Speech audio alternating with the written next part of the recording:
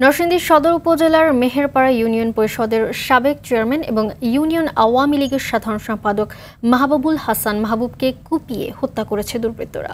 Police জানায়, মঙ্গলবার রাতে মাহবুবুল মাধবদীর ভগীরথপুর ব্যক্তিগত অফিস থেকে কাজ শেষে বাড়ি ফিরছিলেন।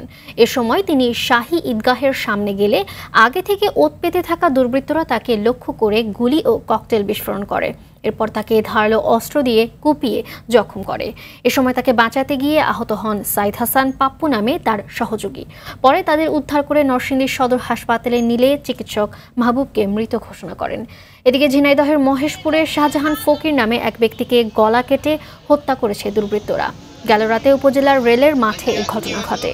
বাগেরহাটের কচুয়ায় জমি সংক্রান্ত বিরোধের জেরে দুই ফুফাতো ভাইয়ের ছুরিকাঘাতে মশিউর রহমান হাজরা নামে এক যুবকের মৃত্যু হয়েছে। নড়াইল সদর উপজেলার ঢাকা টাঙ্গাইল যশোর সড়কের পাশ থেকে এক ব্যক্তির মৃতদেহ উদ্ধার করেছে হাইওয়ে পুলিশ।